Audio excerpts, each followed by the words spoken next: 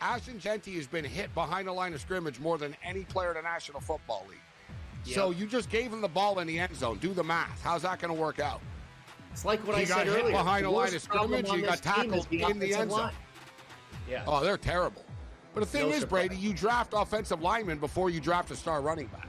Like they went backwards. In-game live, only on SportsGrid. When I think of the European tour, these are the players I'm thinking of, right? So I understand why that they would be so frustrated by all this, but they also know that there are rules in place that, from a competitive standpoint, that if you're a member of this tour, like, you can't go join a rival tour. Like, there's rules in place, just like in any other business. The Smiley Show, only on SportsGrid.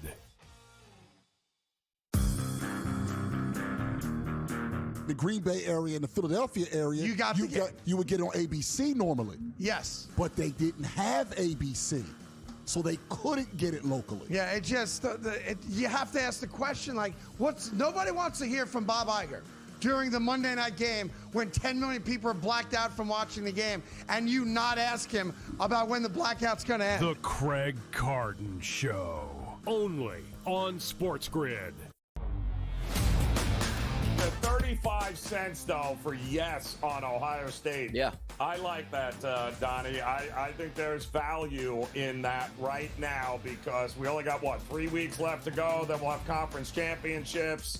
Yeah, the more they keep winning, and they will win, the more that will increase, and that's a pretty good return on an investment there with Kalshi. The Early Line, only on SportsGrid.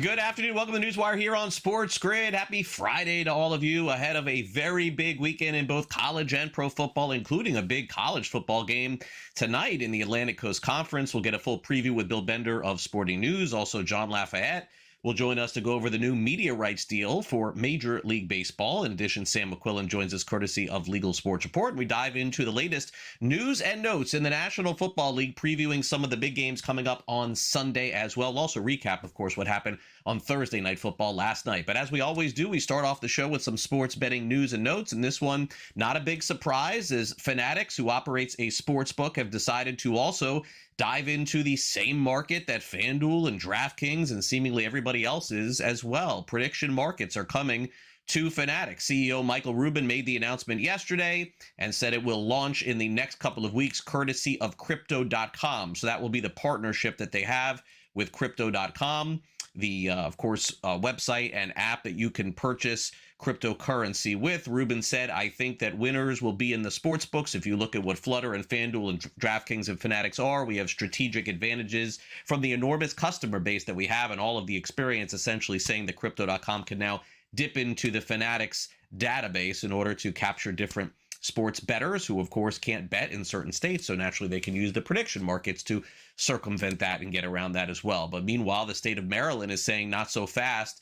If you're going to operate prediction markets, you're going to have to go. The Maryland Lottery and Gaming Control Commission, they're joining forces, warning licensees in the state where sports betting is legal that offering prediction markets in the U.S. could have negative repercussions for their state license, which basically means that some of the operators could lose their sports betting license if they operate in the prediction market space. FanDuel, DraftKings, and others not being named, but that's what that means in the state of Maryland. So if some of these states choose to pull the licensing, what will these operators do? Will they still operate prediction markets, or will they stop and keep their sports betting license? I don't know. Remains to be seen. 2026 will be a big year for that.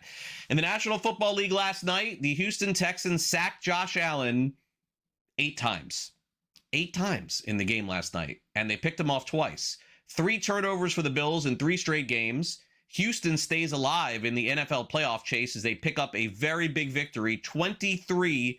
The Bills had the ball late in the game, tried to score. Josh Allen threw an interception, although they did convert a pretty wild 4th and 27 on that same drive. So the Bills take a step back. Houston takes a step forward. DeMeco Ryans has got the best defense in the NFL and says doesn't have to say much, just lets them do their thing. With our defense, I don't have to say much to the guys. Just keep doing what you've been doing. That's the beauty of the guys we have, the leaders that we have with Azeez, Will, Daniil. They know the moment. They understand the moment, and they're ready for those moments. And they went out and they proved why they're ready for those moments. Everybody was calm. Everybody played together. Everybody was exactly where they're supposed to be. And I'm just proud of the guys. Miles came in, did a great job. Jalen Reed, first time he saw a lot of action for us. I thought his first game playing a lot. I thought he stepped up and played big for us as well. So I think they're definitely the best defense in the NFL. After personal experience of going against them the past couple of years, those guys come to play every single day. They work as hard as they can every day when they're in the building, out on the practice field. And I think the way they work and the mentality that they have, just the swarm mentality, it shows up on game day, week in and week out. And it makes it fun to be on the same team as those guys. Hard to argue with Davis Mills, who now is undefeated as a starter with the Houston Texans. Who had that one? Meanwhile, seething Buffalo Bills head coach Sean McDermott, not on the team's effort, but the execution. They could get nothing done. Things you can't do against a good football team and a good defense overall. Let's just start field position wise. We beat ourselves from a field position standpoint. Some costly penalties. The turnovers, 3 turnovers. Just look at it overall, and we weren't playing enough complementary football, and we still had a chance to win at the end of the game. But plenty of things we need to work on. So I'll have to watch it on film. I feel like they were doing a few different stunts. They had a good plan, and we gotta play better. Did we show you something different, Josh, than what was on film? Did they surprise you? Not necessarily. They just they wanted it today, and we had a chance to win it there at the end, and got to find a way. Meanwhile, Thanksgiving was supposed to be the return of Joe Burrow at quarterback for the Cincinnati Bengals. That could be actually this coming week. He was a full participant in practice for the second day in a row. Joe Flacco was taking second team reps. And so after practice yesterday, wide receiver T. Higgins was asked, does he think Burrow is ready to go now? Joe's been looking good. He looked good last week when he was practicing. I'm happy for him. Just to get his feet back wet, and it's been good. Would you be surprised? Or are you expecting him to play Sunday? I wouldn't be surprised. I don't know. I asked him yesterday, and he just looked at me like this. I don't know. So I guess only he knows. The way he's practicing, does he look like a guy that could play on Sunday? Sure. Yeah, he's practicing like he was week 1. So that look that he gave you, I don't know. I guess it could go. But I assume good. Well, if he looked good throwing the past couple of days, that's... Man, Joe's been looking outstanding, man. He's slinging it deep, short routes. Everything's been pretty good, so. And T. Higgins, wide receiver 1, with Jamar Chase suspended this week. Meanwhile, get ready for a showdown.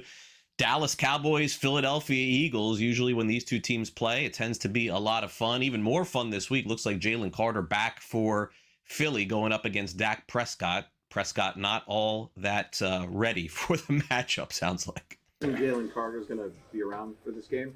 What kind of impact do you think he has for that defense? A huge impact. Obviously, it starts right there with him in the middle. He's the main reason why they don't feel like they have to blitz. If they can get pressure with just 4 guys, hell of a player. We're fortunate in the first game to obviously not go against him, but I know he'll be ready to go and fired up for this one, so excited for it. What are you going to say to Jalen Carter, if anything, when you see him for the first time since week 1? Depends on what he says first, but probably something friendly. Get on his good side there. Given what happened with you personally in the first matchup, what's the significance of this one for you? Oh, no, we're not worried about that. We here where we at right now, and at the end of the day, everybody playing, so that's all we're worried about. How do you reflect on sort of your growth since then from week 1 to... I'm not even thinking about it. Meanwhile, in the National Basketball Association last night, Victor Wembanyama hasn't played for the Spurs, and it hasn't seemed to matter. They won their third straight game without him, 135-126 over the Atlanta Hawks. De'Aaron Fox had 26 points and 9 assists. Mitch Johnson is the head coach of the Spurs and said everybody else is contributing. Yeah, there's a couple points in the game tonight where, not singling a couple guys out, but a lot of people had it. But him, Devin, Jeremy, where they put themselves in the game defensively, and they gave themselves to the game defensively and rebounding without the basketball. And then next thing you know, the basketball finds you, and it's been tail's longest time. Excuse me, and it's just really rewarding when that happens for people when they go about the business the right way. Orlando Magic, meanwhile, keep the ball rolling, 129-101. The Clippers have had a tough year. Jalen Suggs, 23.7 assists. Clippers 4-11 on the season. How about the game for Tyrese Maxey last night? 54 points. What a start he has had to his campaign. 123-114. Philly beats Milwaukee. And also, the Grizzlies send the Kings to their 8th straight loss. 137-96. Also, quick news in the National Football League, just reported about 30 minutes ago. Surprising, no Jackson Dart again for the New York Giants this week. So it is the Jameis Winston show against the Detroit Lions on Sunday. Bill Bender from Sporting News joins us next. We got a preview of the big ACC football showdown coming up.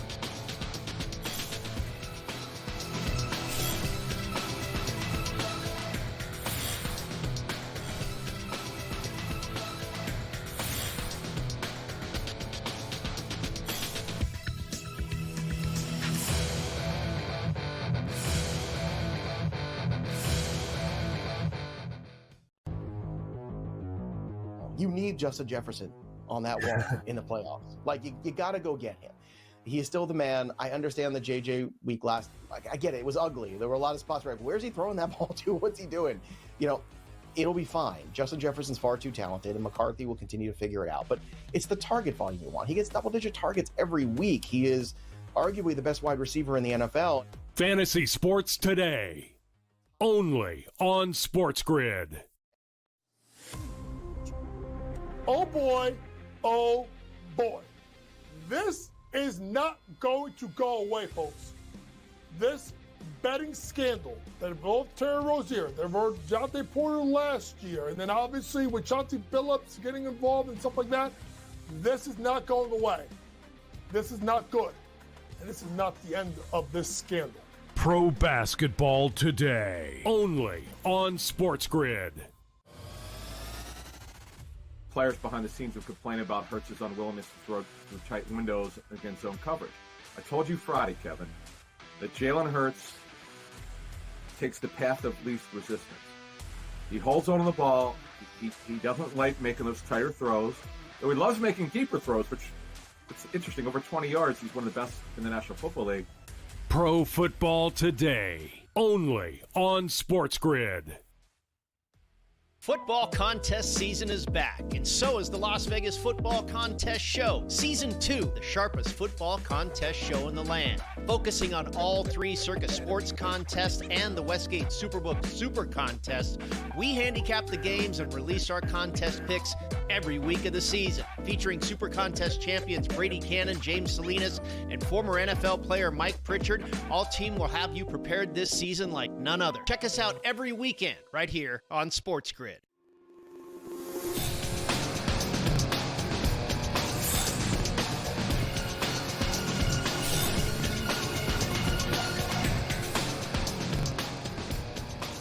Welcome back to NewsWire here on SportsGrid. The ACC has got to produce somebody in the college football playoff. It's been one of the stories over the last couple of weeks is trying to figure this out because everybody's seemingly alive in the chase. And here we are late in November. Last week of the regular season is coming up next week. Crazy. Bill Bender's with us from Sporting News to see if we can sort this all out. And Bill, we may get some clarity tonight as Florida State takes on NC State at 8 p.m. Eastern. A very remote chance, I would say, that either of these two teams represent the ACC in the college football playoff, but it's not impossible. Florida State tonight, 5.5-point favorites on the road at the Wolfpack. The total is 50.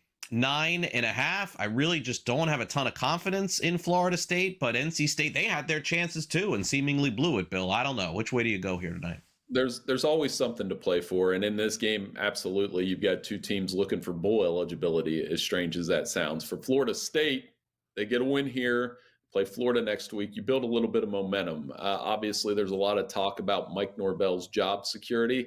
I think if they get these next two wins, get to 7-5, that is a 5-win improvement from last year, believe it or not. And with all of the movement in the coaching carousel, maybe Florida State isn't one of those places that opens up. Norvell 38-32, and you're right, they'll be favored tonight. They'll be favored against the Gators, but as we know, that matchup could go sideways. We will see. No college football appearances. That really hurts Norvell's resume at the end of the season, and I do think if they lose one of the next two, he's going to probably need to find another gig. That's my guess, Bill. Okay, so Miami, the 13th ranked team in the country, and a lot of crying and complaining that they could be on the outside looking in of the college football playoff because they beat Notre Dame. But yet, Notre Dame has wins against better teams. Miami's going to beat Virginia Tech this week. I don't think there's any doubt about that. Next week, I'd be a little more concerned. But Miami takes on Va Tech on the road. Virginia Tech hired James Franklin, so he'll be in the house but not coaching. Virginia Tech just wants to end the season as softly as they can, Bill. 18.5 is the line this week. I mean, I've seen Miami lose some games they're supposed to win, but I don't think that's happening this week. I don't either. And you mentioned the argument, the one that's going to overtake the next 2 weeks, Miami and Notre Dame head-to-head. The Hurricanes won. Irish are playing better. So what better way to force that than have Miami blow the doors off Virginia Tech tonight or tomorrow? Kyron Drones, Virginia Tech's quarterback, 50% completion percentage in the last 2 games. Miami with that running game defense. I think their best bet, Craig, is to pour it on.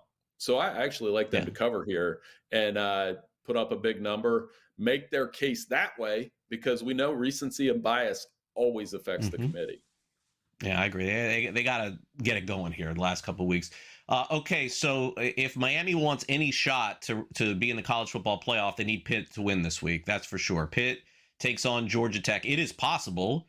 But, Pitt could jump over Miami. Who knows? Right now, the Yellow Jackets, 2.5-point favorites. I haven't seen a 3, Bill, all week. So this sort of tells you it's kind of an even matchup. Total of 61.5. Some people feel it goes down to the wire here.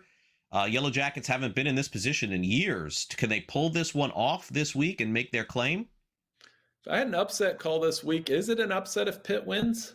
I mean, I know how they looked against Notre Dame last week. I understand that, but they still have a tough run defense. The most rushing yards they've allowed in a game is 175, and Georgia Tech is so dependent on that running game around Haynes King. I know they're at home. I know this is an opportunity for the Yellow Jackets to clinch their spot in Charlotte, but I don't like their defense the last 2 weeks either. So I do think this is going to be a game that typifies what the ACC has been all season: wild, unpredictable, lack of defense when you need it. And I like Pitt to pull out a small upset and make that Miami game even bigger next week. It could be, yeah. And if you look at the odds too, you can't rule out SMU. SMU is plus 480 to win. They beat Miami head-to-head during the regular season already. So that's why their odds are right there. And I mean, don't rule them out also winning the ACC. Honestly, you could make a case for Virginia, Georgia Tech, SMU, Miami, and Pitt. If Pitt was to win this week, I think Duke a little bit more of a long shot there. Okay, so let's break this game down. Probably the game of the week of college football. USC against Oregon. USC, fantastic job over the past month putting themselves in this position. Oregon is not this juggernaut Oregon team that we've seen in the past putting up 50s and 60s, Bill. It's just not happening. They're still very good. They're 9.5-point favorites this week, and the total is 59.5. I've seen a lot of people think USC could go in and win this game outright. I don't know about that, but would you take the points here with the Trojans? They've played probably the better football here recently. They have, but, I still trust Oregon's defense. They've only allowed 11.5 points per game since the loss to Indiana. I think Oregon's kind of been undervalued because of that loss to Indiana. They are at home. This is a mulligan for them of sorts with game day coming in, a chance to clinch a playoff spot. I do think it's going to be a tight game in the first half, but I absolutely could see Oregon scoring one of those cosmetic touchdowns that puts them over the spread. I've been on the Ducks all week. I'm not going to waver from it, with the understanding that, yes, Jaden Mayava and USC have played a lot better and they're playing for their playoff life. I still like Oregon at home. Michigan's path to the college football playoff is very clear. They have to beat Maryland this week, and then they have the showdown with Ohio State next week. It's going to be hard to not include them, Bill, if they win the next two games. This week, on paper, seems to be an easy one, but Michigan hasn't had the best of luck in some of these easier games. They've been closer. They're on the road at Maryland Saturday at 4 p.m. Eastern. The danger would be a look ahead here, I suppose. Yeah, and they haven't been good against the spread on the road. They've only covered one time all season. And last week it was lucky to get out of Wrigley Field with 5 turnovers to beat Northwestern with the last second field goal. And they have injuries at running back. They're down to their 3rd and 4th running back if Jordan Marshall doesn't play. But I still like the Wolverines to win. But if you're looking for like a cover, Maryland typically does this once a year where they put an upset bid into the 4th quarter and can't quite finish it. But I could see Michigan winning here, but not quite covering. That's a huge spread for a team that struggled on the road all year. Boy, Ohio State sure seems like the best team in college football, and their odds are as short as they've been all season, plus 185, Bill, to win the national championship. A&M took that little hit in the odds last week with the close game that they played. Notre Dame can run the ball, but can they do a lot more? Georgia's still lurking, but man, hard to look outside of Ohio State right now. If you're going to take a shot on somebody else, take it on Georgia. They've played enough big games. They've played well in the clutch, and Gunnar Stockton's good. That's the only other team I'm looking at, Craig. Yeah, Alabama let down after last week. Bill, have a great weekend. We'll see you next week. Hey, thank you.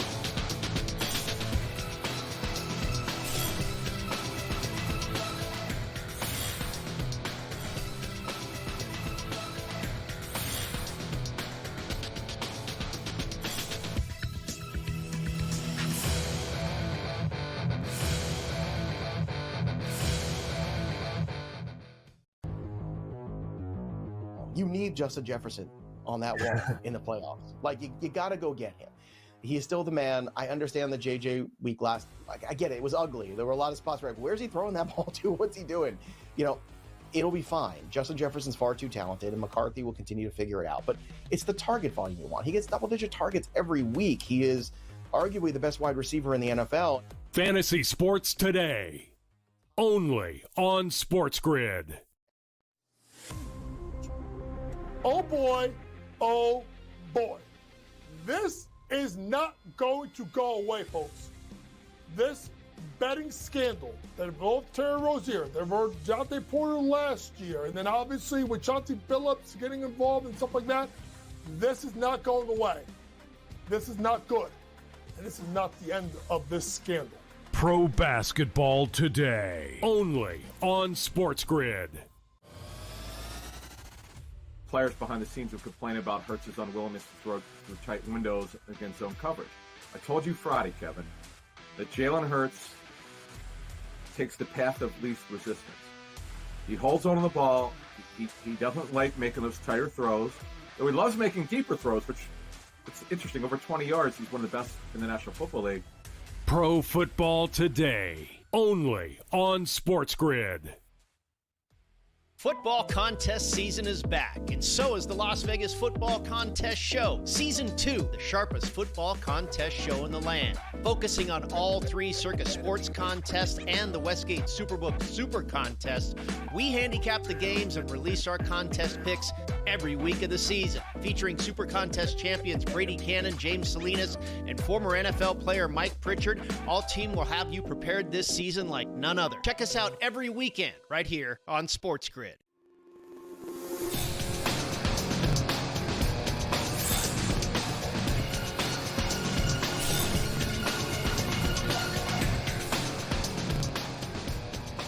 Time to preview some NFL games here on the SportsGrid Sound Off. We've got Eagles, Cowboys, Steelers, Bears, and Seahawks, Titans as we get closer and closer to the NFL playoffs and the Super Bowl. Yes, folks, we are almost there. Let's do it all as we hear from Jalen Hurts, Ben Johnson, and wide receiver of the Seattle Seahawks, Cooper Kupp, in the SportsGrid Sound Off.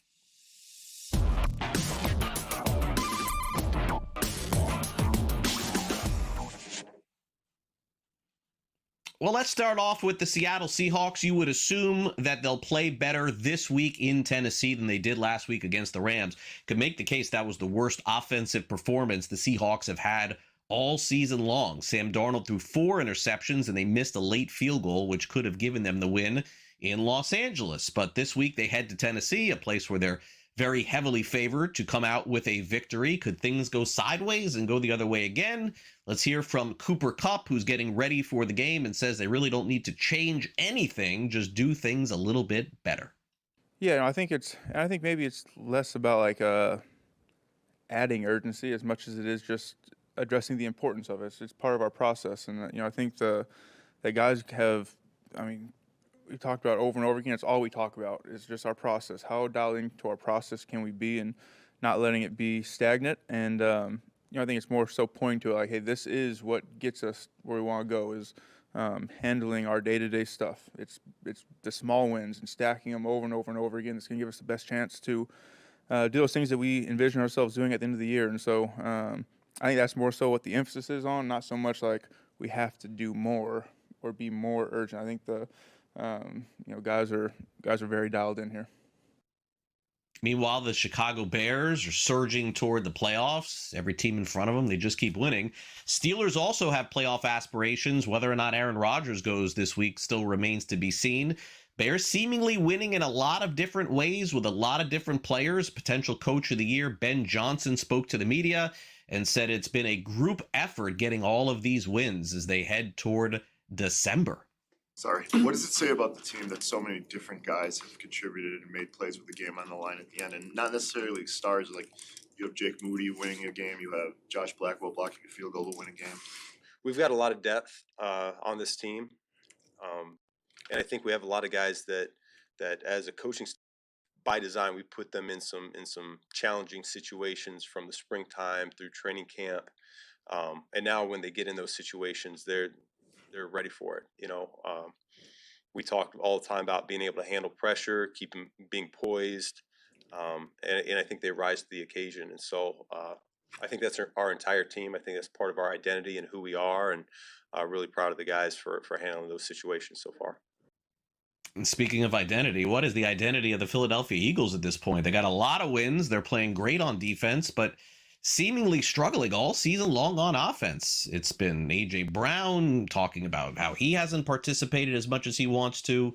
Jalen Hurts told the media the other day that certainly all of the offense runs through him. They're going to have to score points, you would assume, this week against the Cowboys team that generally does play well in Texas. Here's Hurts about having to get things fixed in time for this weekend's game.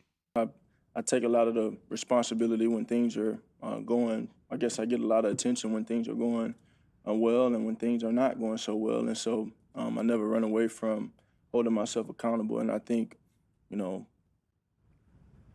that's exactly what I've taken the approach of doing. When I look at this last game, I take great pride in what we do on offense. I take great pride in how we go out there and play as a team and what our flow is. And so we obviously got work to do, and I think that obviously starts with me.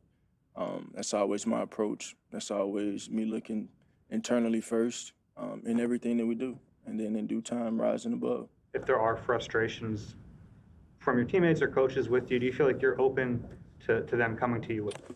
Well, I can't get into hypotheticals of if. Ultimately, it's about coming in here and working and leading and bringing good energy and going out there and showing about how you work.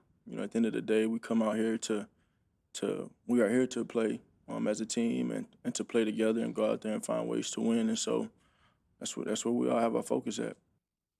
It is a Friday, so naturally that means we're going to get a lot of news from the NFL in terms of injuries. A couple of big ones. First, Sam Laporta, tight end of the Detroit Tigers, Dan Campbell says could potentially miss the remainder of the season with an injury. He has been hurt, and now they're going to be looking elsewhere for a new tight end. Also, Tampa Bay Buccaneers head coach Todd Bowles says Bucky Irving will miss yet another game this week at running back for the Buccaneers. This guy has not played since September. We'll take a quick timeout. Sam McQuillan of Legal Sports Report is on deck. Don't go away.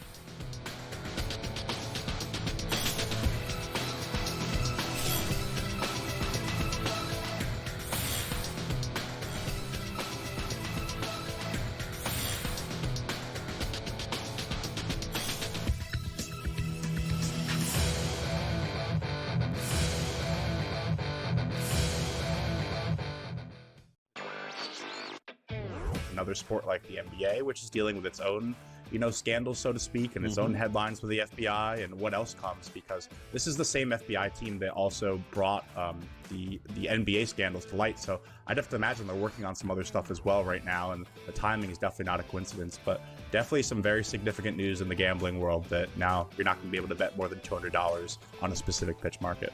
NewsWire, only on SportsGrid. The 35 cents, though, for yes on Ohio State. Yeah. I like that, Donnie. I think there's value in that right now because we only got, 3 weeks left to go. Then we'll have conference championships. Yeah, the more they keep winning, and they will win, the more that will increase, and that's a pretty good return on an investment there with Kalshi. The Early Line, only on SportsGrid. Where are the wins coming from? And yes, I agree. Are they good enough to win those games? Yeah, of course they are, right? But the reality of this team is not very good this year in one-score games. They're not. That was their bread and butter a year ago. Like every win last year, one-score game, the Chiefs found a way to win it. The Craig Carton Show, only on SportsGrid. It's almost like betting the stock market. The good part about it is you can take a bet today. In 2 or 3 days, if you nail that bet, you can be able to cash out, Joe. Like you just hit a heavy stock. Like you go into Sun Microsystems or whatever it's called, and you buy into it. In 3 days, you can sell it for a massive profit. Do you understand these markets, Joe? I do understand the markets. It's amazing how some of the predictive markets seem to have the answers before the test. SportsGrid's College Football Today.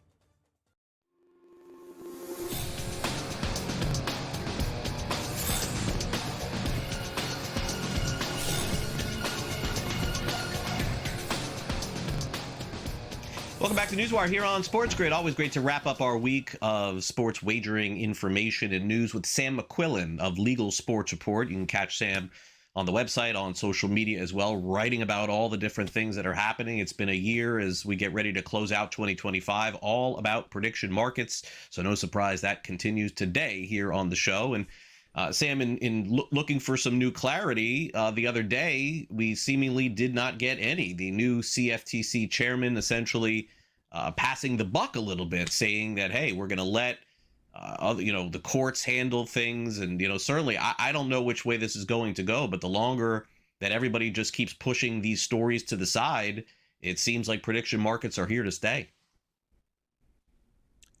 Yeah, I would agree with you, Craig. That's the top line takeaway. The more uncertainty we have around the fate of prediction markets, who will decide them mainly, the longer they ramp up their investment, their legitimacy through deals with the NHL, with X, with the New York Stock Exchange. Just they have more time to gain mind share in the general public's eyes as well. We certainly see ads everywhere, and these companies are getting more and more investments by the day. But kind of the big news this week is that Michael Selig, who is the chief counsel of the SEC Crypto Task Force, he's Trump's nominee to lead the CFTC, which is largely devoid of leadership right now. They only have 1 of 5 acting chair seats filled, and one of those chair seats is actually on the way out in about a month as well. So his timing comes with the Senate confirmation hearing later this week in front of the full Senate, where everyone's kind of pressing him for what are you going to do about prediction markets? It's a new space that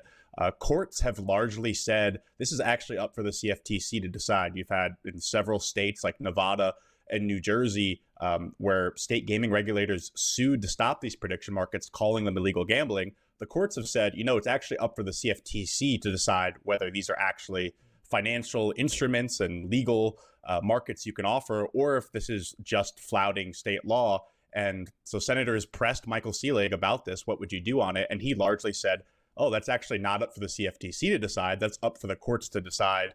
One senator, Adam Schiff, even asked him very basic questions. If, I'm betting on the Bills-Texans Monday Night Football game last night on one of these apps, is that sports gaming? Selig declined and said, I'd have to look to previous court decisions, and I don't think I can make that decision. He then even asked him, if you and I are just betting on the game, is that sports betting or is that a financial instrument? Again, Selig declined to answer and deferred it to the courts, which all points to the growing kind of sentiment around what people believe is going to end up happening with this stuff, which is that the Supreme Court will likely decide the fate of it. Now, again, as you mentioned, it just is going to take more time. The Supreme Court moves very slowly, and it takes a long time for cases to get to them, and you don't even know if they would even take the case at that point. We could be talking about someone else as president during that time. The Trump administration has been very friendly to prediction markets. They certainly have a lot of ties to them, been very friendly to crypto as well. They lifted a Biden administration ban on poly markets. So by the time this all gets sorted out, you might have a completely different landscape of who the regulator is supposed to be. And I agree with your takeaway, Craig. The more all the uncertainty just kind of continues, the more these prediction markets are going to gain steam. Yeah, and as evidence of that, of our next topic here is apps are being downloaded, and it's very clear who the winner is here based on this year and based on football season. The winner, Sam, to me, is Kalshi, plus 23% up, 1.47 million downloads. And I'm sure that these other sites, Sam, are recognizing this. We see this new partnership that Fanatics announced earlier today, and they would like to get probably more downloads through crypto.com, but we're seeing a lot more steam here for the prediction markets, and in places like California and in Texas. I'm sure if we geographically looked at it, why not get involved in some of these things that appear to be very similar to sports betting?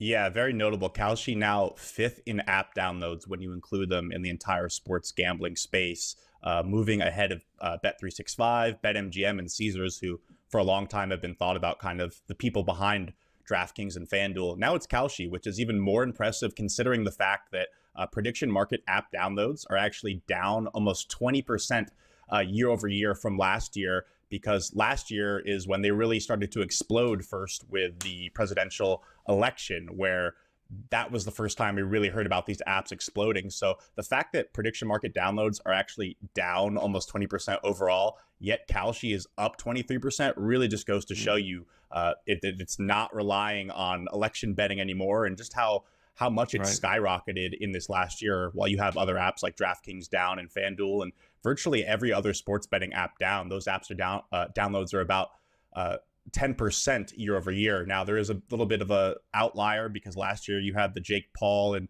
Mike Tyson fight, which was responsible for the most sports betting download apps of any single event of the year outside of the Super Bowl. So that's a tough comp from last year. But again, prediction markets dealing with their own tough comp of the presidential election last year, and they just continue to surge, continue to get downloaded through these new partnerships. You mentioned the one that Fanatics has just agreed to with Crypto.com.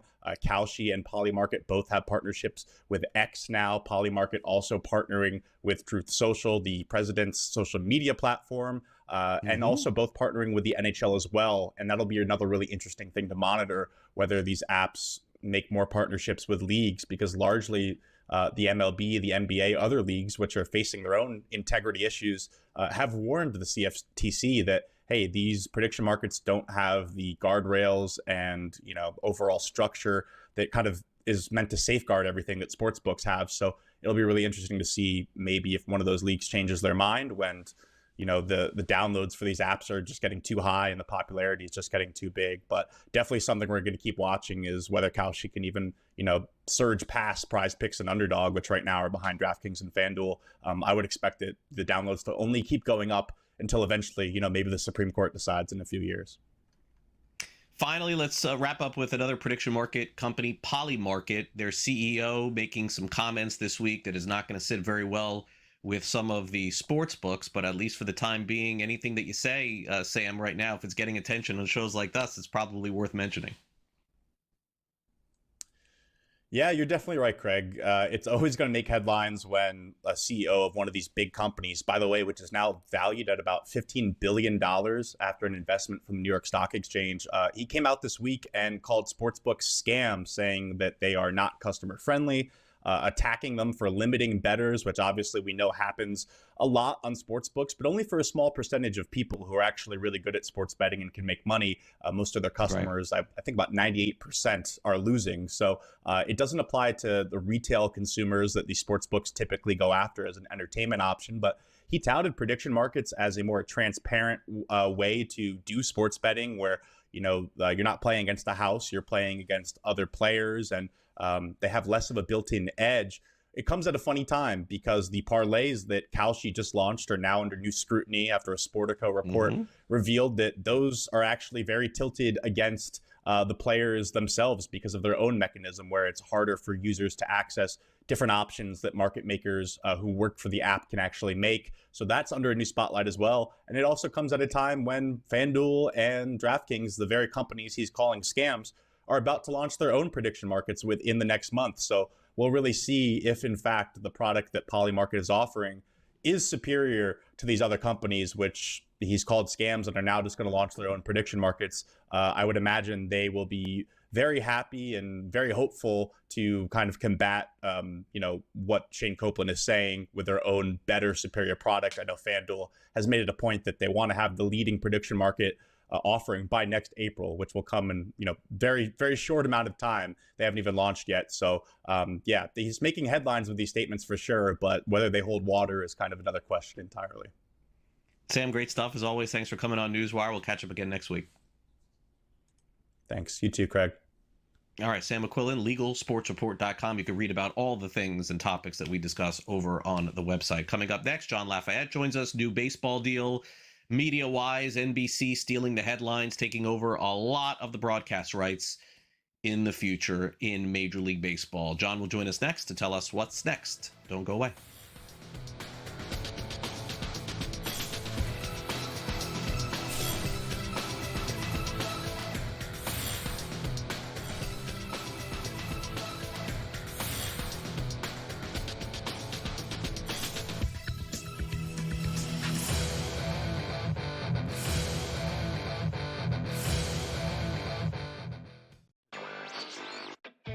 Another sport like the NBA, which is dealing with its own, scandals, so to speak, and its own headlines with the FBI and what else comes, because this is the same FBI team that also brought the NBA scandals to light. So I'd have to imagine they're working on some other stuff as well right now, and the timing is definitely not a coincidence, but definitely some very significant news in the gambling world that now you're not going to be able to bet more than $200 on a specific pitch market.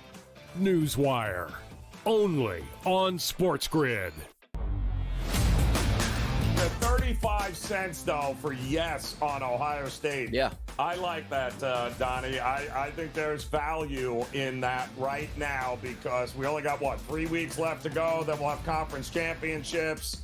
Yeah, the more they keep winning, and they will win, the more that will increase, and that's a pretty good return on an investment there with Kalshi. The Early Line, only on SportsGrid. Where are the wins coming from? And yes, I agree. Are they good enough to win those games? Yeah, of course they are, right? But the reality of this team is not very good this year in one-score games. They're not. That was their bread and butter a year ago. Like every win last year, one-score game, the Chiefs found a way to win it. The Craig Carton Show, only on SportsGrid. It's almost like betting the stock market. The good part about it is you can take a bet today. In 2 or 3 days, if you nail that bet, you can be able to cash out, Joe. Like you just hit a heavy stock. Like you go into Sun Microsystems or whatever it's called, and you buy into it. In 3 days, you can sell it for a massive profit. Do you understand these markets, Joe? I do understand the markets. It's amazing how some of the predictive markets seem to have the answers before the test. SportsGrid's College Football Today.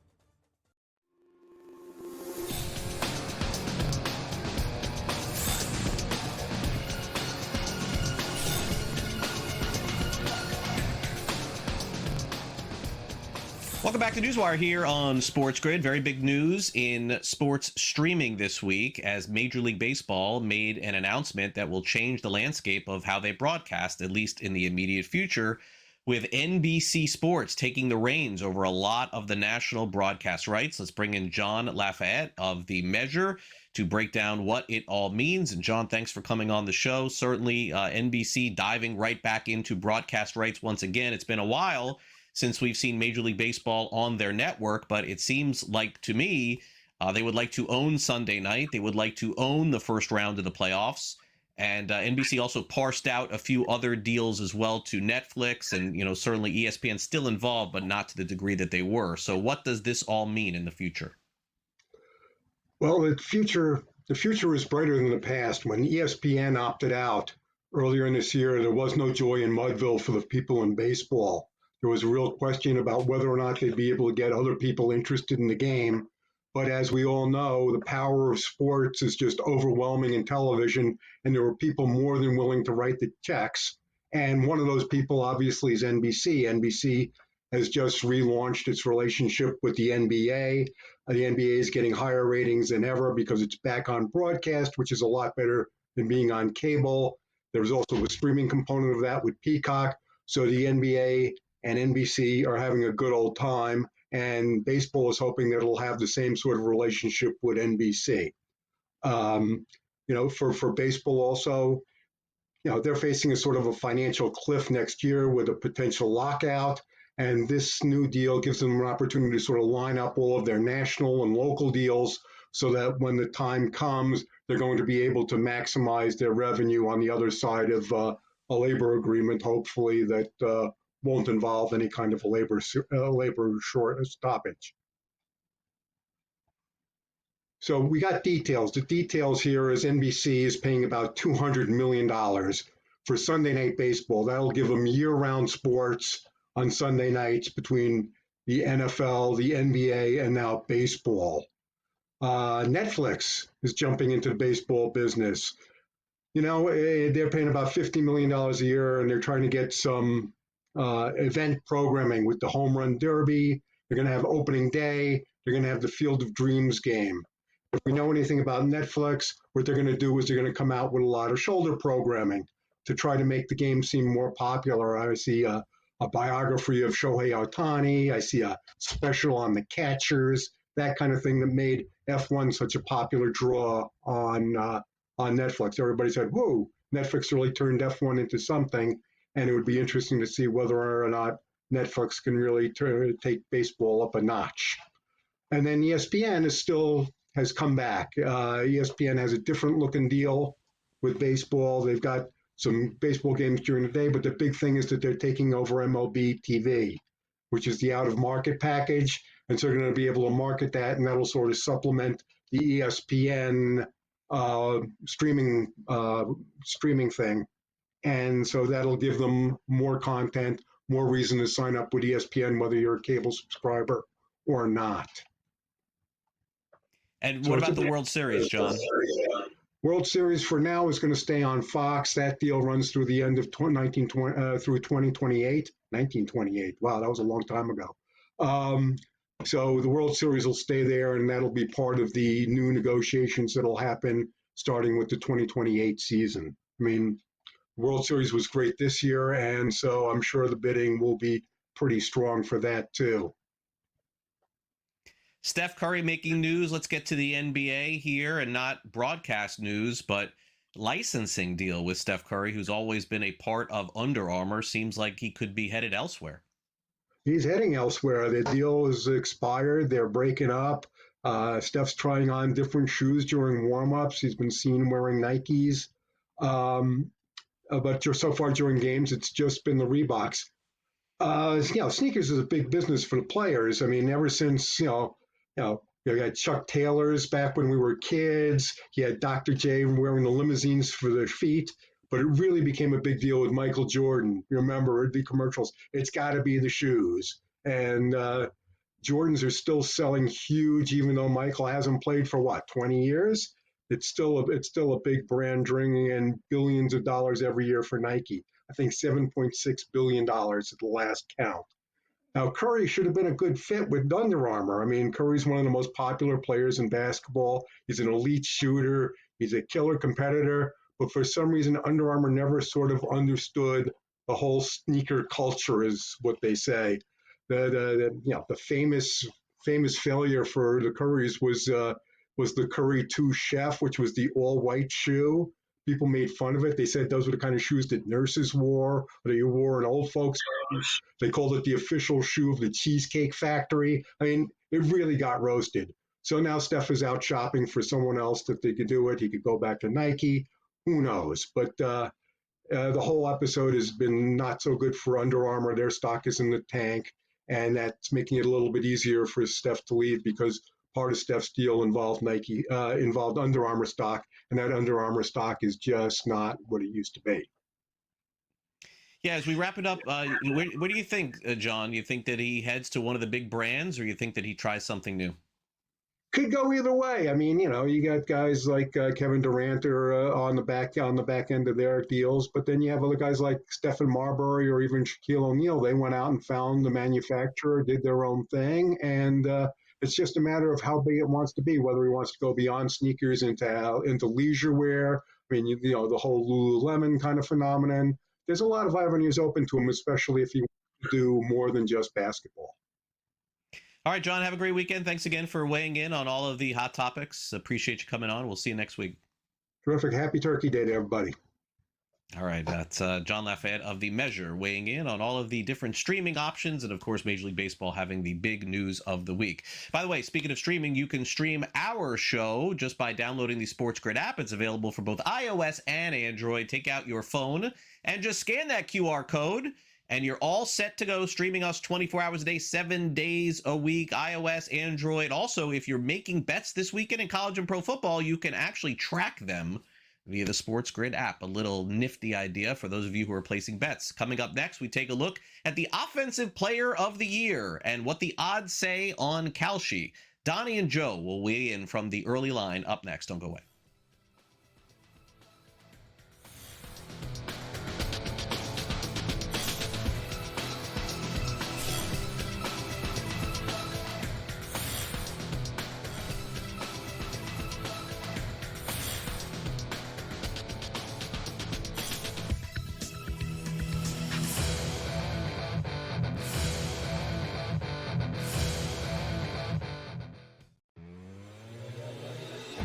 Ashton Genty has been hit behind the line of scrimmage more than any player in the National Football League.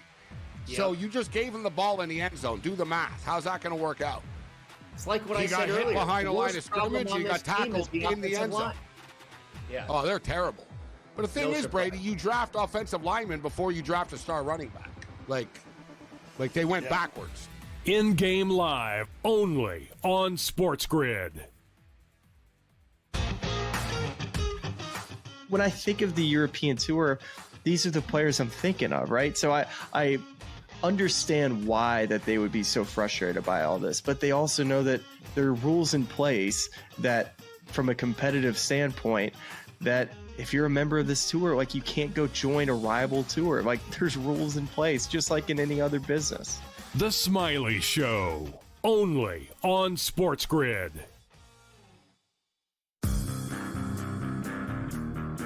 The Green Bay area and the Philadelphia area, you would get on ABC normally. Yes. But they didn't have ABC, so they couldn't get it locally. Yeah, it just, you have to ask the question, like, nobody wants to hear from Bob Iger during the Monday night game when 10 million people are blacked out from watching the game, and you not ask him about when the blackout's going to end. The Craig Carton Show, only on SportsGrid. The 35 cents, though, for yes on Ohio State. Yeah. I like that, Donnie. I think there's value in that right now because we only got, 3 weeks left to go. Then we'll have conference championships. Yeah, the more they keep winning, and they will win, the more that will increase, and that's a pretty good return on an investment there with Kalshi. The Early Line, only on SportsGrid.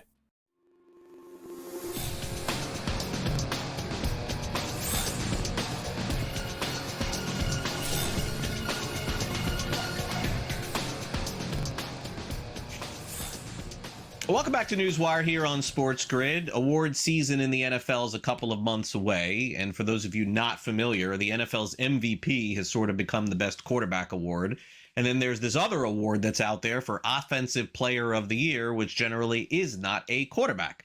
Okay, so now that I have set that straight for you, there is definitely a lot on the table for the next few weeks, especially for Offensive Player of the Year. While Jonathan Taylor's had a great season, there's still several weeks to play.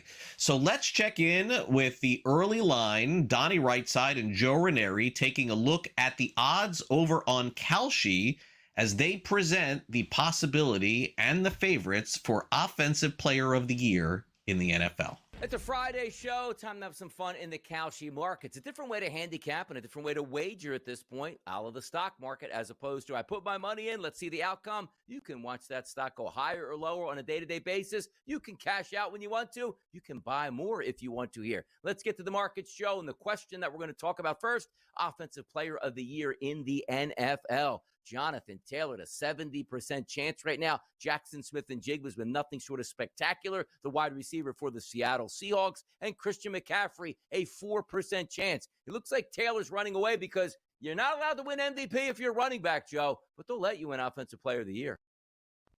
As well they should, because he's been nothing short of absolutely MVP worthy. And there's been a few guys. I mean, JSN there has been ridiculous for Seattle, but I think Jonathan Taylor coming to his own is a big reason why Indy is sitting there at the top of their division and has an opportunity to do the unthinkable, and that's go to Arrowhead and beat Kansas City this week, and he is a big reason why. Close to $1 million in volume being traded right now in the Offensive Player of the Year. If you did put $100 down on Jonathan Taylor, that would pay back $143, so a 43% increase on your money that you had. There are a lot of long shots in here, but it doesn't feel like those would be good bets. Like, hey, I'm going to put it on Justin Herbert. Well, yeah, if Justin Herbert wins it, Joe, a $100 wager would pay back $10,000. They even have a market for if you want to bet Malik Neighbors. What, you just want to throw your football? You just want to throw money away at that point? Like, if you bet the no on Neighbors. It doesn't even allow you. Like, there's no offers out there, but you can bet the yes on here. What do you think about Jackson Smith-Njigba and or Puka Nakua's wideouts here? Or is it just as long as Jonathan Taylor's leg doesn't fall off, he wins it? Well, I think McCaffrey's interesting too, because, if the 49ers can go on a run here and the teams that they have to play the rest of the way, Donnie, are cupcakes. He could have monster games receiving and running here. So I think he's an interesting character simply because I think the 49ers are going to drop 30 more points on every team that they play moving forward, which makes him won't win it all together, but you can probably get some value if you back him now. Offensive Rookie of the Year, who wins that? We'll find out. How about the AFC Championship winner? We will also find that out. Now, Indianapolis, the favorite here in the Kalshi market at 18%, followed by Baltimore at 16%, Buffalo at 16%, New England at 16%, and Denver right now at 14%. You plunk down $100 on Denver, that pays back handsomely at $715. Houston creeping back in. The AFC, Joe, wide open. Where's the money going for you here? Denver.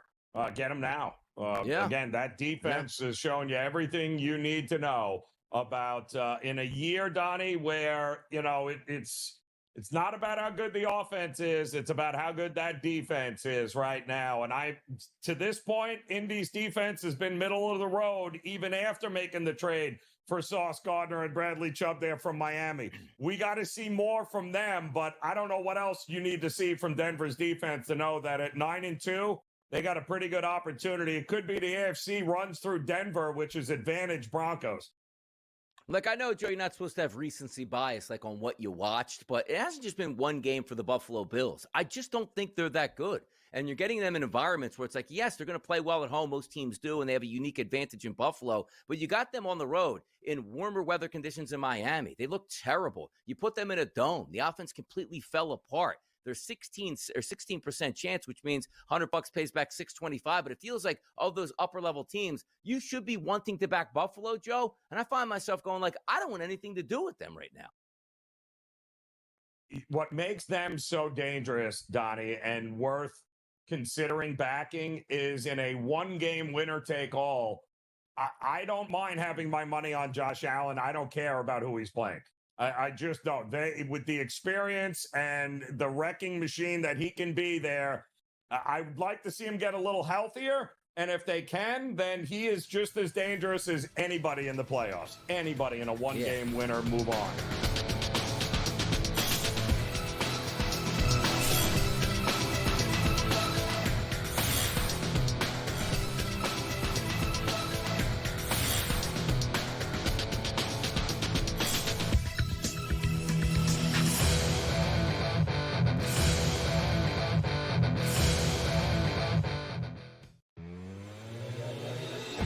Ashton Genty has been hit behind the line of scrimmage more than any player in the National Football League. Yep. So you just gave him the ball in the end zone. Do the math. How's that going to work out? It's like what I He said got hit earlier. behind the line of worst problem scrimmage. on He got this team tackled is the in the offensive end zone. line. Yeah. Oh, they're terrible. But the thing No is, surprise. Brady, you draft offensive linemen before you draft a star running back. Like they went backwards. In-game live only on SportsGrid. When I think of the European tour, these are the players I'm thinking of, right? So I understand why that they would be so frustrated by all this, but they also know that there are rules in place that, from a competitive standpoint, that if you're a member of this tour, like, you can't go join a rival tour. Like, there's rules in place, just like in any other business. The Smiley Show, only on SportsGrid.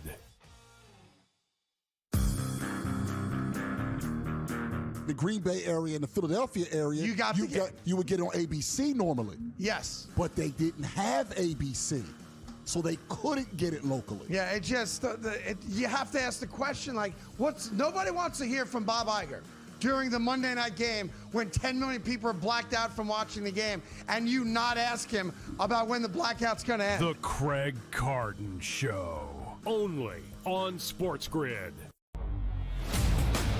The 35 cents, though, for yes on Ohio State. Yeah. I like that, Donnie. I think there's value in that right now because we only got, 3 weeks left to go. Then we'll have conference championships.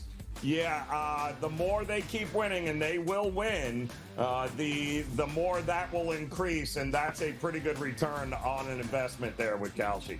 The Early Line, only on SportsGrid.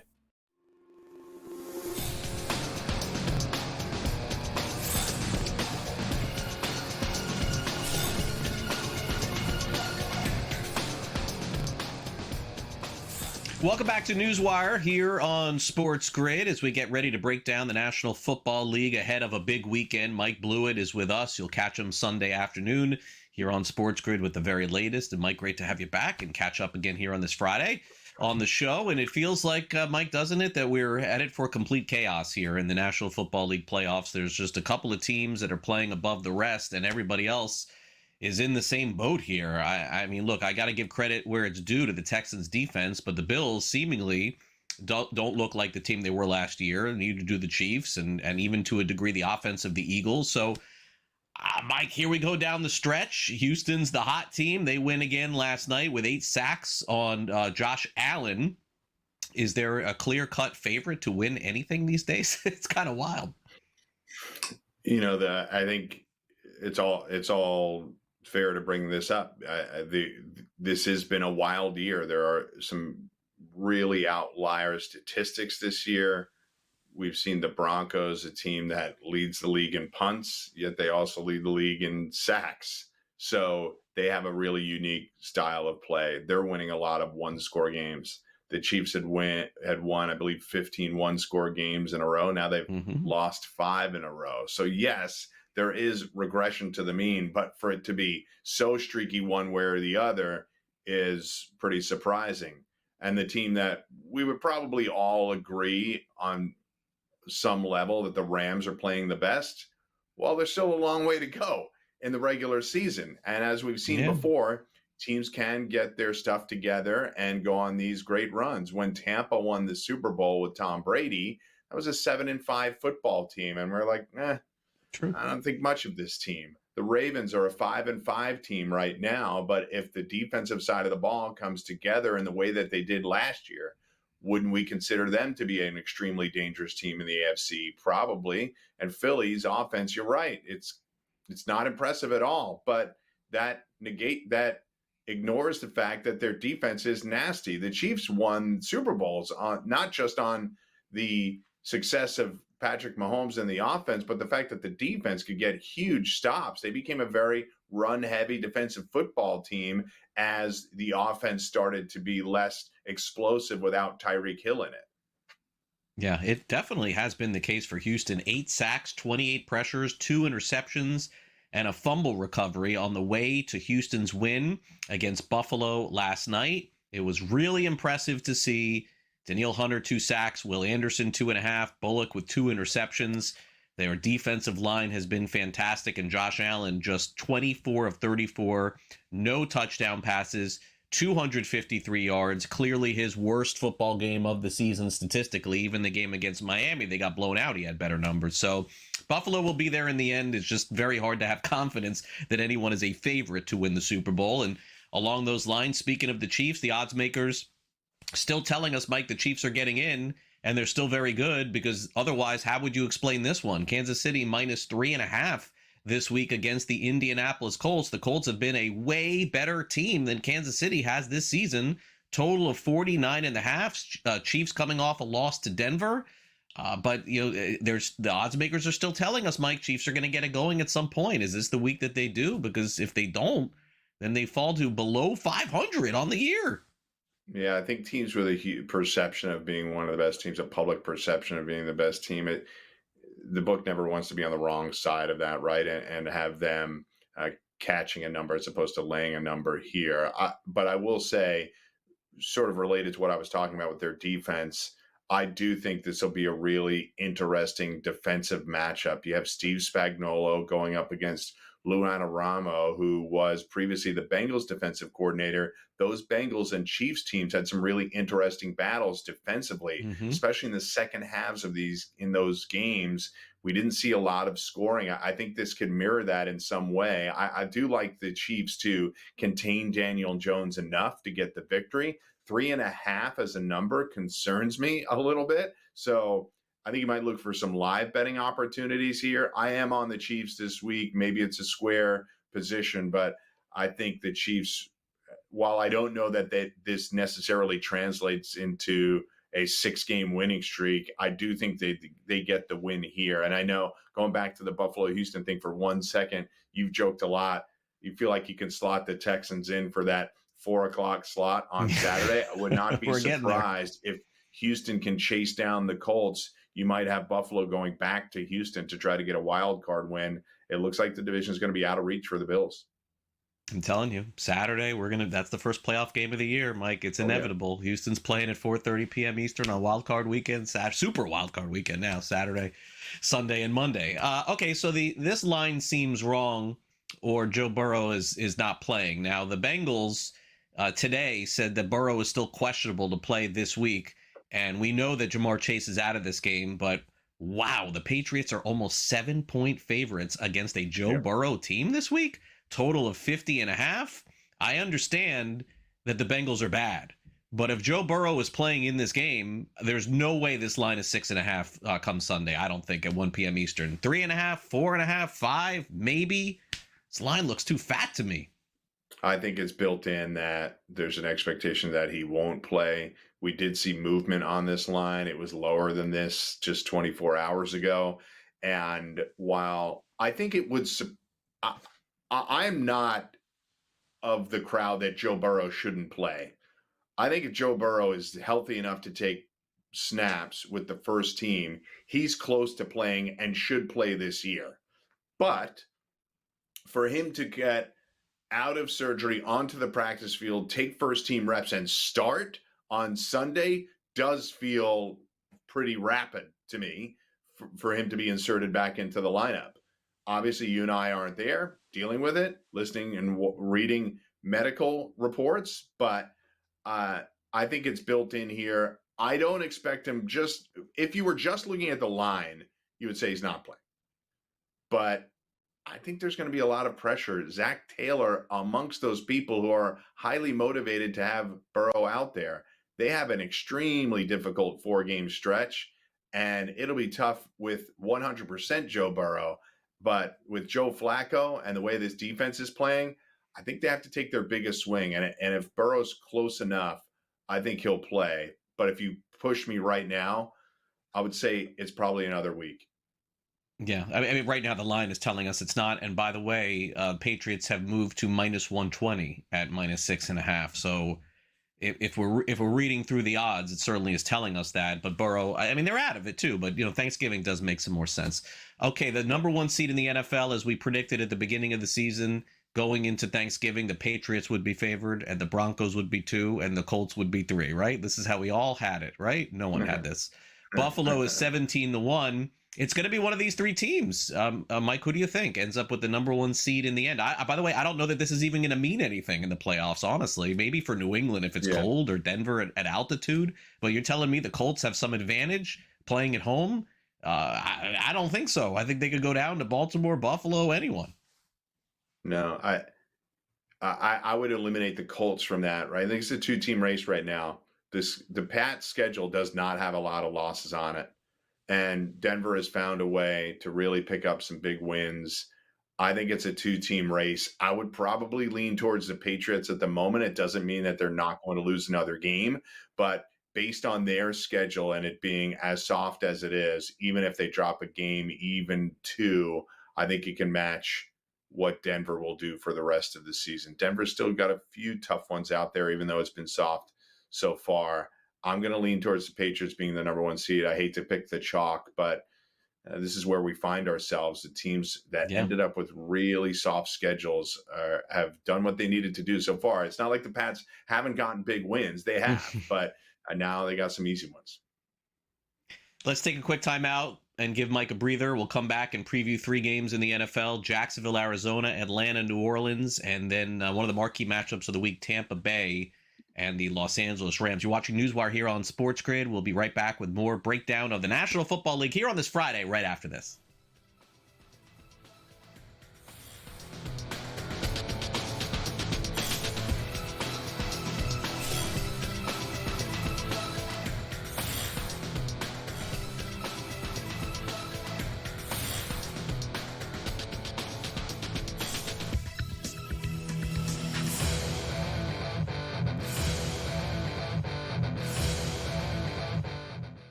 Another sport like the NBA, which is dealing with its own, scandals, so to speak, and its own headlines with the FBI and what else comes, because this is the same FBI team that also brought the NBA scandals to light. So I'd have to imagine they're working on some other stuff as well right now, and the timing is definitely not a coincidence, but definitely some very significant news in the gambling world that now you're not going to be able to bet more than $200 on a specific pitch market.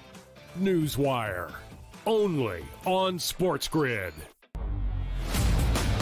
The 35 cents, though, for yes on Ohio State. Yeah. I like that, Donnie. I think there's value in that right now because we only got, 3 weeks left to go. Then we'll have conference championships.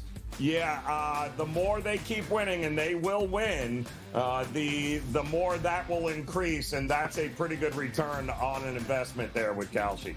The Early Line, only on SportsGrid. Where are the wins coming from? And yes, I agree. Are they good enough to win those games? Yeah, of course they are, right? But the reality of this team is not very good this year in one-score games. They're not. That was their bread and butter a year ago. Like every win last year, one-score game, the Chiefs found a way to win it. The Craig Carton Show, only on SportsGrid.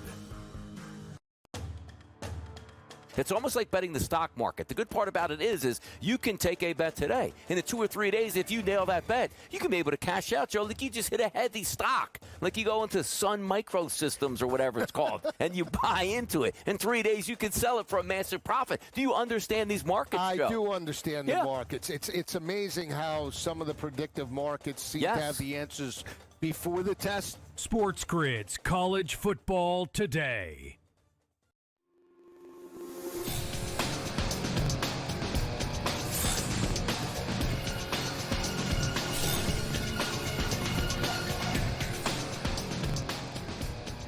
Welcome back to NewsWire here on SportsGrid. Let's take a look at some of the afternoon games in the National Football League, that second window of games. A couple of good ones, maybe a couple of mediocre ones, you never know. But last night's game was great, so hopefully we'll build on that for this coming weekend. And as we talked about, Mike, last week, I finally got one right here. Just didn't understand how the 49ers were only 3-point favorites against the Cardinals, who to me, I think are trending toward not winning a game the rest of the season. So you know which way I'm going to go here. Cardinals are awful. Jaguars 2.5-point favorites on the road, total of 47.5. Another line that I don't really get here. Mike, they're playing without Harrison. They still don't have running backs. I saw they just signed some guy to the practice squad this week. I mean, it's freaking Jacoby Brissett starting at quarterback for them. I understand they don't like Kyler Murray, but come on, let's get real here. Jacksonville coming off that win against the Chargers. They're favored right now to get into the NFL playoffs. Look, I suppose that the Cardinals are embarrassed and they'll put together a better effort this week, but I just don't like their team right now. There are three teams that concern me, though, in the NFL about the style in which they win. The Bears, the Steelers, and the Jaguars. All three rely on lots of turnovers in order to win games. And sometimes that luck runs out. And we saw that a little bit with the Jaguars this season. However, last week's performance about the Chargers was probably their most positive performance of the year. Even the win over the Chiefs was a huge interception return that turned the tide of that game, and they won it late. But dominating the Chargers from start to finish, albeit a banged-up Chargers team not playing the way they want to play, I think it's encouraging. This line is really funky, and I think it is indicative of what I'm talking about. I think there's still a lack of belief in the Jaguars being able to win these games in a variety of different manners. A home game against the Chargers is one thing. Can you go on the road? Again, what you said about the Cardinals is accurate. They are so injured. They're playing with a backup quarterback right now, a coach that seat is more than warm at this point. Oh, yeah. And you have to worry about how that affects them for the rest of the year. The 2.5 is really strange, though. I take it now if you're a Jaguars believer, because you have to figure they get the win by 3. But, man, that one is a head scratcher, and I think it's indicative that not everybody's bought in on the Jaguars. Yeah, and I think that's fair because the Jaguars gave the game to Houston a couple of weeks ago. They're not really a trustworthy team. But who is in this day and age of the NFL, Mike? Like, that was my pick to go to the Super Bowl, Jacksonville, at the beginning of the season. I'm sticking with it, man. Why not? I have nothing to lose. You need those who knows turnovers. which way this is going to go. Keep them coming. Who knows? Okay, so this one I got no opinion on at all. It's the Saints favored. Let me say that again. Favored against the Falcons. I remember back in September saying that the Saints would not be favored in a single game this season. I was wrong. Total of 39.5. Kirk Cousins will get the start at quarterback for Atlanta. I thought he would give them a boost. He hasn't looked like he even belongs on the field. I know Tyler Shuck is not going to be the starting quarterback of the Saints next season, and I'm not even sure who's going to be on that squad. Total of 39.5. Is this one of those where I just ask you, are there better games to bet than this one on the board? I have no feel for this whatsoever. There's definitely better games to bet on the board. There's a few that might be worse, but there's definitely better games to bet on the board. I was actually encouraged by Tyler Shuck's performance last time out. I thought he played pretty well, and I think he could give them a decent performance. The Saints are lacking in a lot of areas, and when the Falcons are playing well, they can put a lot of defensive pressure on you. But that just doesn't really happen week in, week out, Craig. And you're right, Cousins really struggled. Drake London is obviously banged up. The fact that they got Bijan Robinson off to a good start and then weren't able to capitalize on it was really discouraging. I think the Falcons are another team whose coach is on the hot seat.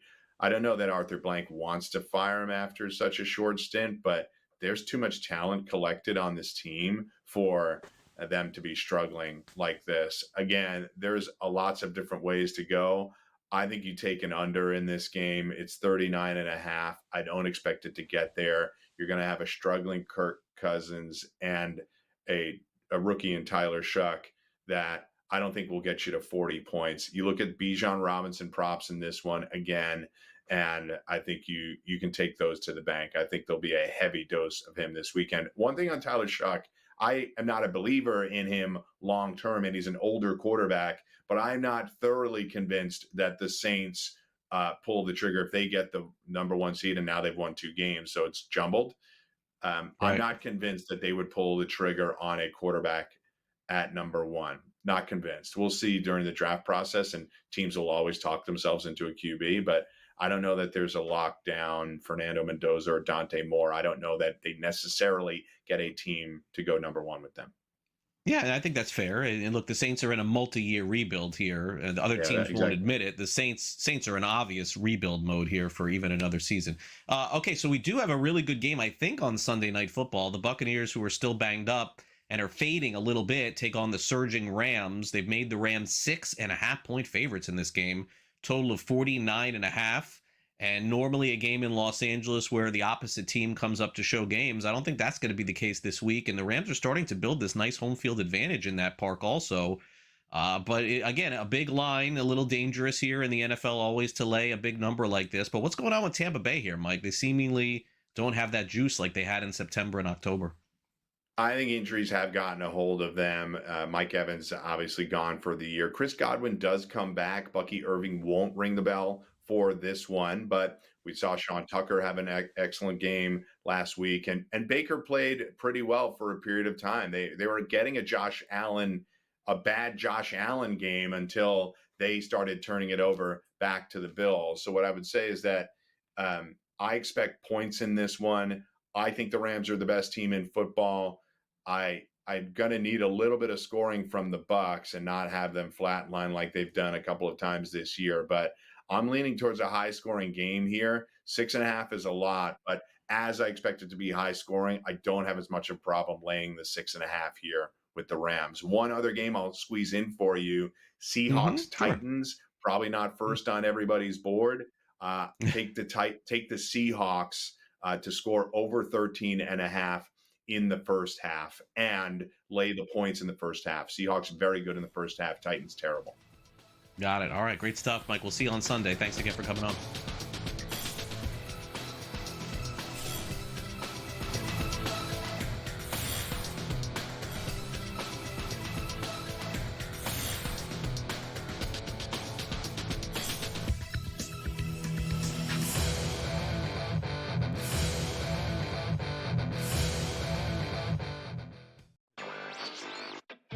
Another sport like the NBA, which is dealing with its own, scandals, so to speak, and its own headlines with the FBI and what else comes, because this is the same FBI team that also brought the NBA scandals to light. So I'd have to imagine they're working on some other stuff as well right now, and the timing is definitely not a coincidence, but definitely some very significant news in the gambling world that now you're not going to be able to bet more than $200 on a specific pitch market.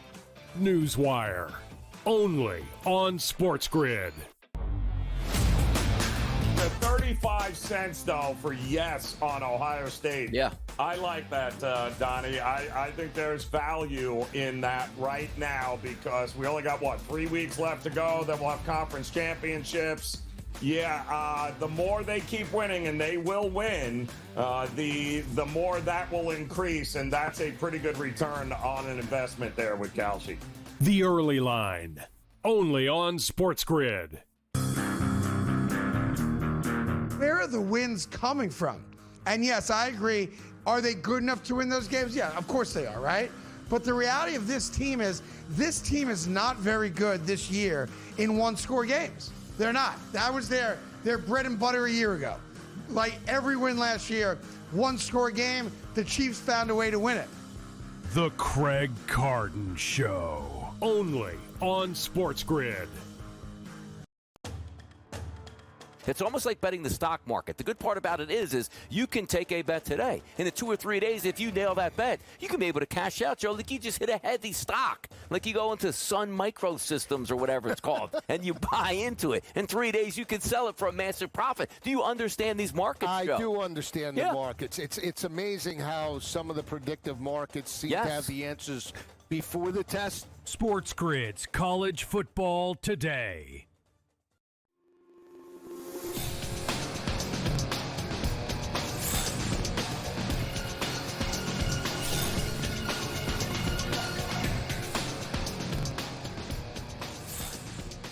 All right, as we get ready to wrap up the show, another big weekend coming up in fantasy football. For those of you watching live here on SportsGrid and streaming us, I'll be back with you guys 3 o'clock Eastern. Me and George Kurtz going to preview the fantasy football weekend. Also, don't forget Joe Pisapia and Matt Stryker each and every Sunday.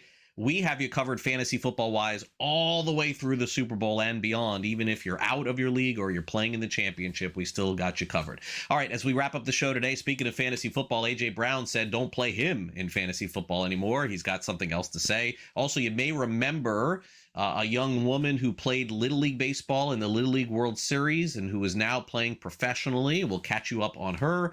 And also, looks like Tampa Bay Rays will be headed back to St. Petersburg officially for the season. Let's wrap it all up with some last licks.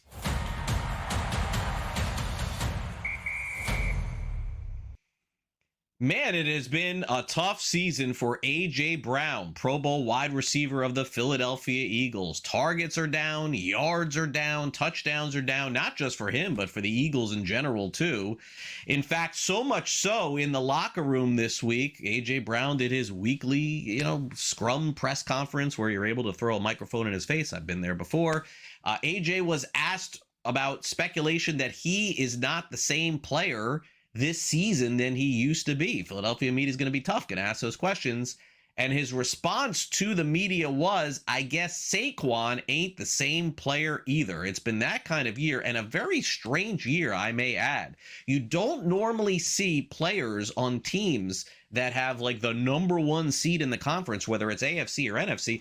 I mean, the Eagles have been the best team, arguably, in the NFL this year.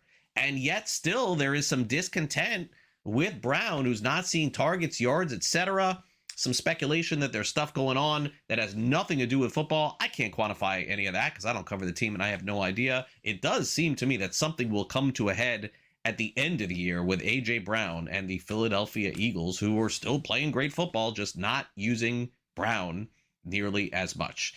Okay, you may remember a story a long time ago. I mean, we're talking about, I think if we're talking about maybe a decade ago, almost.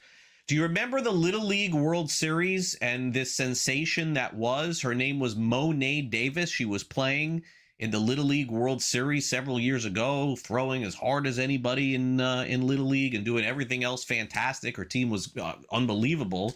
Well, guess what? I have not heard her name in a long time. Somebody told me the other day that she went to Cooperstown. Like, I took my son to Cooperstown last year. She ended up in Cooperstown several years ago playing with a travel ball team. Well, she was just selected 10th overall in the Women's Professional Baseball League's inaugural draft. Honestly, had not even known that this existed. So that's a really good story. She was drafted by the team that is in Los Angeles. They're going to play in 2026. And Davis, when she was selected, said that she was shocked. She thought she was going to go a lot lower in the draft than she did. Arguably the most popular women's baseball player in the Little League World Series ever. And congrats to her, 10th overall pick, and we'll get to see her pitch in the future. Always thought that there should be some sort of game or market for women to play professional baseball. Indeed, this is going to be the case. Also, some great news as we wrap up the show today. If you are living in the Tampa, St. Petersburg area, baseball is back. That's right. The Rays sent out a social media post late yesterday saying that all of the panels at Tropicana Field have officially been put up and restored. You may remember the hurricane that came through St. Petersburg a couple of years ago that forced them to play Steinbrenner Field in Tampa this past year, a minor league park that had a major league field. By the way, a lot of those games were sold out because they only could put 10, 15,000 people in.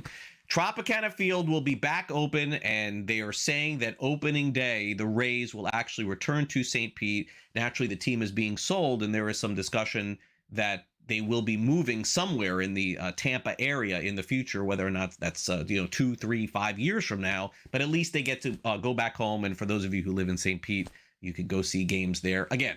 All right, that'll do it for our show today. Great guests here on the program. We had Bill Bender from Sporting News, Sam McQuillan from Legal Sports Report, John Lafayette from The Measure, and of course, Mike Blewett here of SportsGrid. Those were our great guests here on the show today. As I mentioned, fantasy football big weekend coming up. If you want to stick around here on SportsGrid, I'll be back with you in a couple hours with George Kurtz getting you ready for the upcoming week in fantasy football. But if not, we'll see you back here Monday. We got live shows here on NewsWire Monday, Tuesday, and Wednesday. So you can catch all of our programming up until Thursday when we're going live Thanksgiving Day, in-game live from morning all the way through the last football game that will be played at night.